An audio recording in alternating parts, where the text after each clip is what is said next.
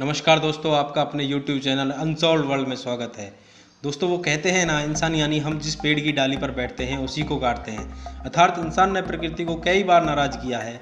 उसके फलस्वरूप प्रकृति ने दोगुना अपना विकराल रूप इंसान को दिखाया है। दोस्तों, आज बात करते हैं दुनिया की कुछ तबाही मचाने वाले वायरस की। आइए शुरुआत करते हैं। Number 1, Marburg virus. दोस्तों, वैज्ञानिकों ने मारबर्ग वायरस की सन 1967 में पहचान की। पहली बार जर्मनी के एक लैब कर्मचारियों के बीच में इस वायरस के लक्षण दिखे, जो कि युगांडा से आए संक्रमित बंदरों के संपर्क में थे। जी हाँ, पहली बार इस वायरस का प्रकोप वहीं से फैला था। यह वायरस खतरनाक वायरस इबोला के जैसा है, जो कि अभी आपके साथ साझा किया जाएगा। दोस्तों, इस वायरस में शरीर में तेज बुखार और रक्तस्राव होता है। इस वायरस में बॉडी के ऑर्गन्स फेल होने का खतरा बना रहता है और मौत होने की संभावनाएं भी बढ़ जाती हैं।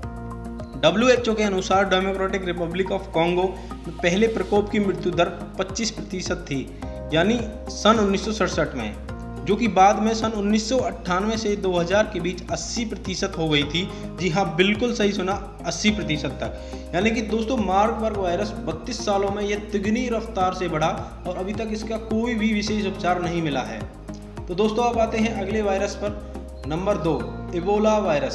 सबसे पहले 1976 में रिपब्लिक ऑफ सूडान और रिपब्लिक ऑफ कॉन्गो में इस वायरस की पहचान हुई थी और इसका प्रकोप तीव्र गति के साथ फैल गया था।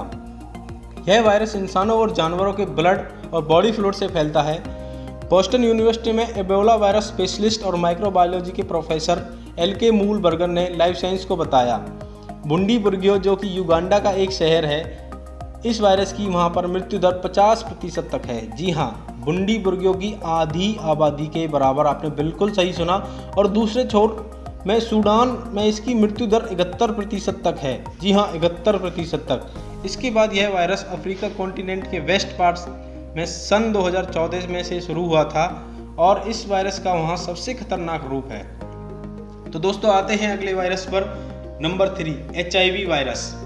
आधुनिक दुनिया में सबसे घातक और सबसे हत्यारा HIV वायरस है। जी हाँ, आपने बिल्कुल सही सुना है। यह बात IDSA के प्रवक्ता डॉक्टर एमेस अल्दजा ने कही। 1980 के दशक में इस वायरस से पहली बार अनुमानित 3 करोड़ 20 लाख लोगों की मौत हुई थी। जी हाँ, इस वायरस से इतनी भारी मात्रा में लोगों को दुखद मौत हुई। सबसे बड़ी बात देखिए, अफ्रीका क्षेत्रों में हर 25 वयस्कों में से एक HIV पॉजिटिव है, जो कि दुनिया भर में HIV से पीड़ित 2/3 लोगों के लिए जिम्मेदार है। तो दोस्तों, अब बात करते हैं नंबर 4 वायरस की, जिसको नाम से आप भली भांति परिचित होंगे।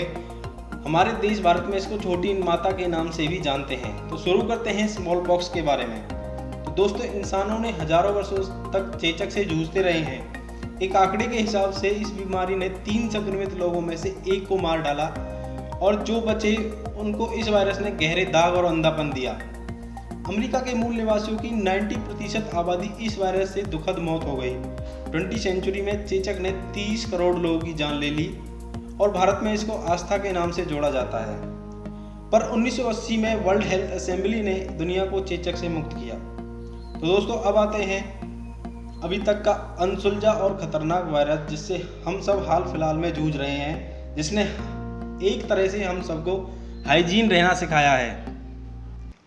तो बात करते हैं कोरोना वायरस की फैमिली SARS-CoV, SARS-CoV-2 और MERS की। इसको कहते हैं severe acute respiratory syndrome, corona virus. तो शुरू करते हैं। सन 2002 में यह वायरस ज्ञात हुआ था। इसकी फर्स्ट स्टेज SARS-CoV-1। यह वायरस पहली बार सन 2002 में दक्षिणी चीन के गुआंगडोंग प्रांत में दिखाई दिया था। शुरू में इस वायरस की संभावना चमगादड़ में उभरी और फिर इंसानों को संक्रमित करने से पहले निशाचर स्तनधारियों, जिन्हें सीविड्स कहा जाता है, उनमें फैली। फिर इसके बाद इंसानों में।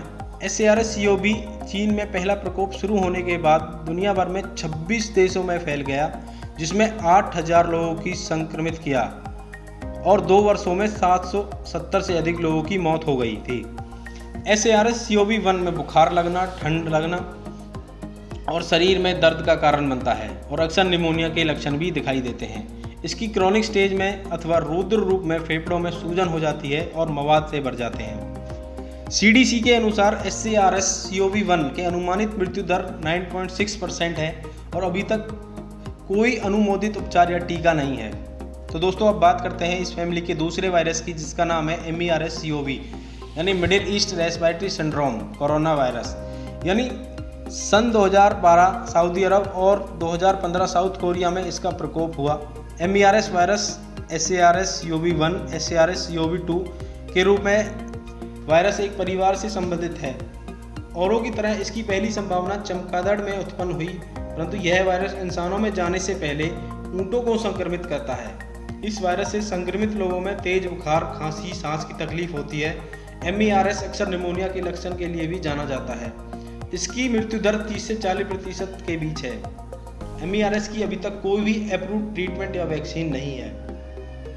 तो दोस्तों बात करते हैं इस फैमिली के कोविड-19 अथवा SARS-CoV-2।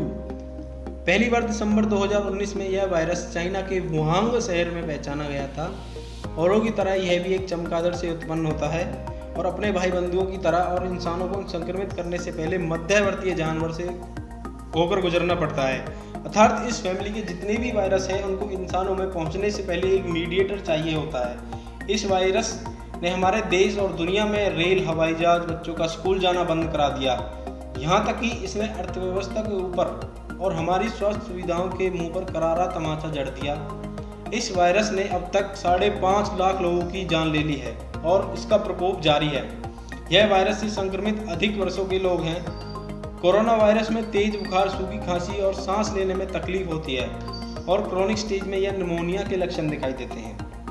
और दोस्तों जैसा आप जानते हैं इसमें कोई अप्रूव्ड ट्रीटमेंट या वैक्सीन अभी तक नहीं है, परंतु बहुत सारी फार्मा इंडस्ट्री लगातार प्रयास में जुटी हुई हैं और आप चाहते हैं कब तक इसकी वैक्सीन और कौन कौन से फार्मा कंपनी इसकी वैक्सीन बना रही हैं और आप चाहते हैं इसके ऊपर कोई वीडियो बने तो कमेंट बॉक्स में कमेंट करें।